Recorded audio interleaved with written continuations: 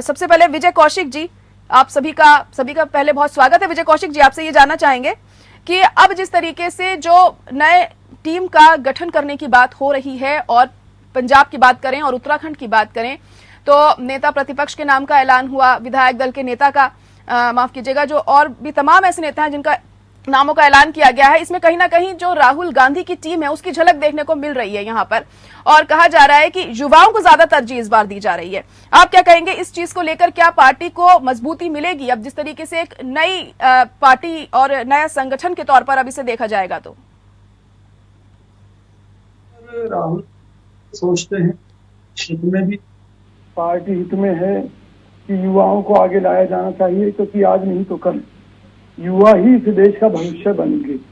उनकी ट्रेनिंग भी हो जाएगी, जमीनी स्तर पर वो काम करेंगे तो निश्चित तौर पर उसका फायदा पार्टी को मिलेगा। लेकिन पार्टी में फिलहाल जो सबसे बड़ी कमी महसूस की जा रही है वो अनुभवी लोगों के ज्ञान का उपयोग हमारी पार्टी में शायद कहीं नहीं हो पा रहा। कि जो हमारी पार्टी के पुराने नेता जनार्दन त्रिवेदी जी हैं, मोहन प्रकाश जी हैं और बहुत से ऐसे सीनियर लीडर हैं जिनके नेतृत्व में कांग्रेस कई बार सत्ता में आई है, तो उनके अनुभवों का भी लाभ हमें लेना होगा निश्चित तौर पर। और इसके साथ साथ हमें यह भी पहचान करनी होगी कि ये जो राहुल गांधी जी की टीम में युवा हैं ये पार्टी के कितने वफादार हैं, इस पर भी हमें चिंतन करना पड़ेगा। क्या इनकी जो वफादारी है वो भविष्य में भी बनी रह पाएगी? क्योंकि अभी तक जो हमने देखा है उसमें जो राहुल गांधी जी की टीम के कई खास लोग थे, उन्होंने पार्टी को हर मौके पर धोखा दे दिया, जिसका खामियाजा पार्टी को भुगतना पड़ा है। चाहे हम अशोक तंवर की बात ले लें, वो ये कहते थे कि वो राहुल गांधी जी के मित्र हैं, चाहे हम ज्योतिरादित्य सिंधिया का मामला ले लें जो कि बिल्कुल राहुल गांधी जी के खासम खास हुआ करते थे, तो इसी तरह कई और नाम भी चर्चाओं में हैं कि जिनके ऊपर ये आरोप लगे कि जब राहुल गांधी जी को जरूरत थी उन लोगों ने उनका साथ नहीं दिया। तो इन चीजों पर भी हमें नजर रखनी होगी।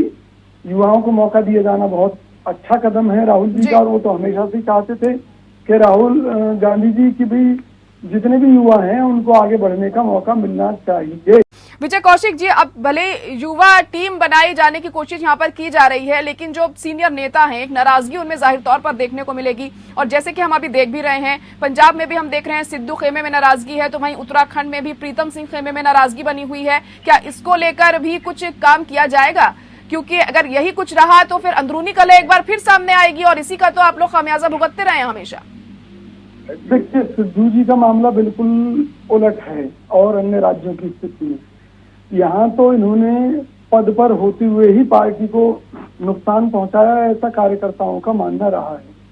कार्यकर्ताओं की भावनाओं को ध्यान में रखते हुए ही उनसे इस्तीफा दिया गया। अब उत्तराखंड का मामला है, वहाँ अलग है। वहाँ गणेश गोंदियाल जी को चुनाव से पहले कमान दी गई थी, गणेश गोंदियाल जी ने काफी अच्छा काम किया। अब उनको अचानक से हटाया जाना, वो पार्टी कार्यकर्ता सही नहीं मानते। उनको कार्यकर्ताओं का मानना है कि भी और समय दिया जाना चाहिए था। अब इसी तरीके से हरियाणा का है। हरियाणा में एक मांग उठ रही है कि जो युवा हैं, दीपेंद्र हुड्डा जी जो ज्यादा बेहतर काम कर रहे हैं, जिन्होंने यूपी के चुनाव में प्रियंका जी के लिए पूरा सहयोग किया, उनको हरियाणा कांग्रेस की कमान दी जानी चाहिए। कुमारी शैलजा जी अनुभवी हैं, लेकिन उनको केंद्र की राजनीति में रखा जाना चाहिए, ऐसा हरियाणा के कार्यकर्ता मान रहे हैं। तो मेरा ये मानना है और पार्टी के भी बहुत से नेताओं का मानना है कि कार्यकर्ताओं की राय लेकर तुरंत डिसीजन होने चाहिए। अगर सिद्धू खेमा गलत है और उसकी बातों से पार्टी को नुकसान हो रहा है तो ऐसे खेमे को बाहर निकाल कर फेंक देना चाहिए। भाई, शरीर का कोई हिस्सा सड़ रहा है और वो ठीक नहीं हो सकता तो उसको काट कर फेंक देना चाहिए। इसमें क्या बात है? पार्टी के अंदर ऐसे फैसले पहले भी लिए जाते रहे, इंदिरा गांधी जी के समय में भी लिए गए, राजीव जी के समय में भी लिए गए। आज उसी तरह के फैसलों की जो उम्मीद है हम राहुल गांधी जी से कर रहे हैं। जी बिल्कुल, चलिए ठीक है, उनके पिताजी हम उम्मीद करते हैं कुछ बेहतर हो आपकी पार्टी के लिए। सोच से बाहर निकले। मतलब आपको अपनी पार्टी के अध्यक्ष के पिताजी का नाम नहीं मालूम और आप कांग्रेस में मैं तो हैरान। आप मेरी बात को आपके अन्यथा उनके ले पिता गए। के ऊपर कोई शक है क्या? आप मेरी बात को अन्यथा ले गए। मैं जिस बात की तरफ इंगित कर रहा था उसको पकड़िए कि हमारे यहाँ पुश्तैनी व्यवस्था नहीं है। नहीं, हमारे यहाँ पुश्तैनी ना हो, व्यवस्था लेकिन ये नहीं जो है, अमित शाह और उनका राजवंश बेटा की है, व्यवस्था नहीं है। राजनाथ सिंह और उनका बेटा है, ये पुश्तैनी व्यवस्था नहीं मानते क्या आप? झाक के 3 पास, एक राजनाथ सिंह है उनका बेटा, एक राजनाथ, अरे भैया ये तो 4 वर्ष की कहानी है, आपके अरे यहाँ तो 60 अरे वर्ष भाई का साहब, इतिहास है। सुनिए तो सही, हमें आपके क्या यहाँ मालूम, तो जैसे 60 कि वर्ष बिहारी का इतिहास वाजपेयी जी है। ने कहा था, शादीशुदा नहीं हूँ लेकिन कुंवारा भी नहीं हूँ। अरे तो इन सब बातों के अर्थ तो आप ज्यादा बेहतर जानते होंगे। आप क्या मतलब निकालना चाहते हैं कि अटल जी शादीशुदा नहीं थे, कुंवारा नहीं थे, तो क्या उनके मतलब कोई इलीगल औलाद नहीं को आपने देखा है कहीं? उनका ये कहना था कि भी ब्रह्मचारी नहीं हूँ मैं। हो सकता ना हो, तो क्या हो गया उसको? तो मैं यही तो कह रहा हूँ, भाई हमें क्या मालूम कि भी मोदी जी ने अडानी अंबानी को गोद ले लिया हो, या अडानी अंबानी उनकी औलाद हो, इसलिए उनको सारा माल सप्लाई किए जा रहे हैं देश का। कौन सा माल देश के सप्लाई हो सारे गया है? संसाधनों को बेचे जा रहे हैं। कौन सा माल सप्लाई हो गया अडानी अंबानी को?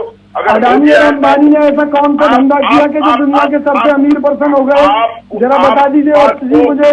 आप उस बात को साबित क्यों नहीं कर देते कि अडानी मैं अंबानी साबित को कर चला देता गया? हूँ। चलिए ठीक है विजय जी, आलोक जी मुद्दे से भटक रहे हैं, कहिए विजय मैं जी। ये कहना चाहता हूँ, भाजपा के अंदर जो डिक्टेटरशिप चल रही है उसमें इनके नेता भी इनसे परेशान हैं। यही कारण है कि गडकरी जी भी चाहते हैं कि विपक्ष के तौर पर कांग्रेस मजबूत होनी चाहिए, क्योंकि आज भाजपाइयों को भी लगने लगा है को भी लगने लगा है कि मोदी जी डिक्टेटरशिप कर रहे हैं, और इनके यहाँ भी परिवारवाद चल निकला है इनके नेताओं का, जिनमें नेता पुत्रों को टिकटें बांटी गई, चाहे वो उत्तर प्रदेश का मामला हो, चाहे हरियाणा का मामला हो, चाहे पंजाब का मामला हो।